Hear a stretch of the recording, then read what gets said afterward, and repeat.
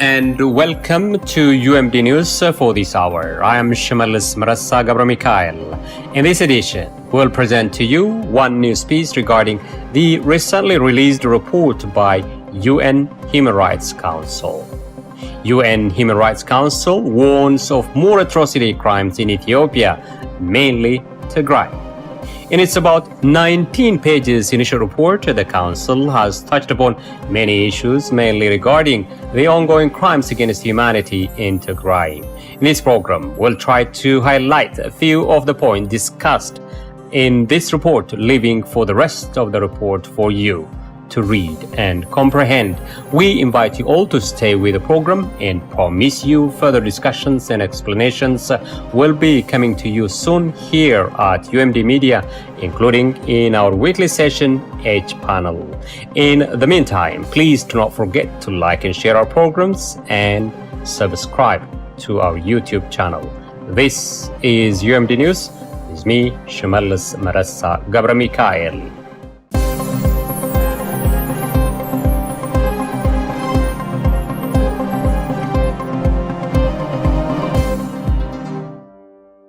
UN Human Rights Council warns of more atrocity crimes in Ethiopia, mainly Tigray.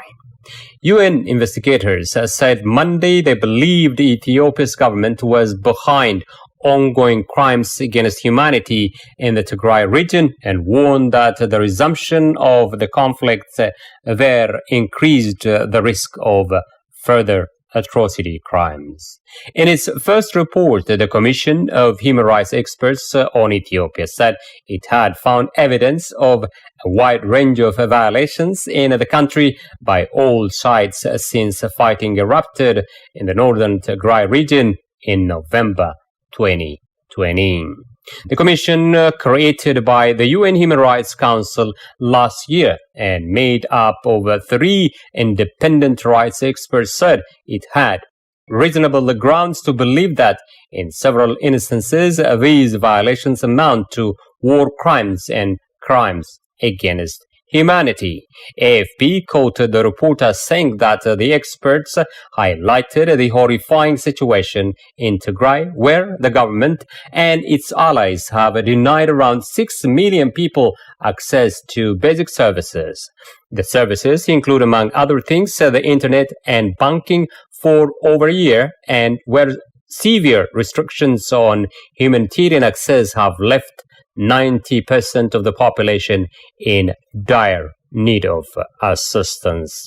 The report said there were reasonable grounds to believe that the federal government and allied regional state governments have committed and continue to commit the crimes against humanity of persecution on ethnic grounds and other inhuman acts. The report further indicated that they were intentionally causing great suffering or serious injury to body or to mental or physical health based on their ongoing denial and obstruction of humanitarian assistance to Tigray.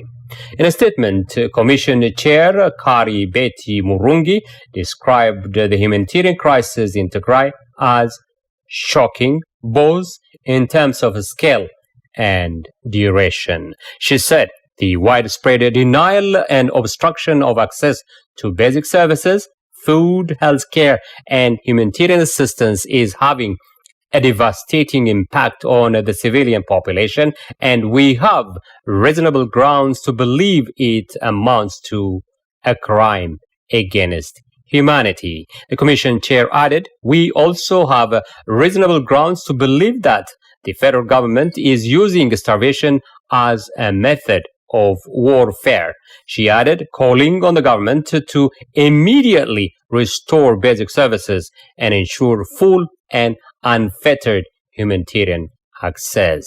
Murungi also called on Tigray forces to ensure that the humanitarian agencies are able to operate without impediment. Tigray has been bombed several times since fighting remained in late August between government forces and their allies and the Tigray forces.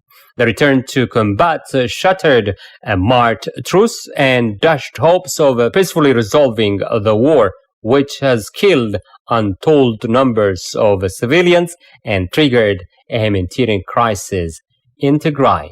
Burundi warned with a resumption of hostilities in northern Ethiopia, there is a very real risk of further civilian suffering and further atrocity crimes. She said the international community should not turn a blind eye and instead increase efforts to secure a cessation of hostilities and the restoration of humanitarian aid and services to Tigray.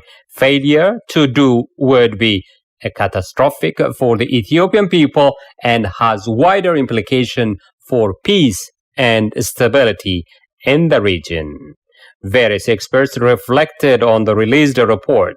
One among these experts was Mahari Tadesse Maru, a professor at the School of Transnational Governance and Migration Policy Center at European University. He said the report is a refreshing mark of a truly independent investigation. According to Professor Mahari, the report identified several incidents and themes that merit further investigation, noting that the list below is not exhaustive.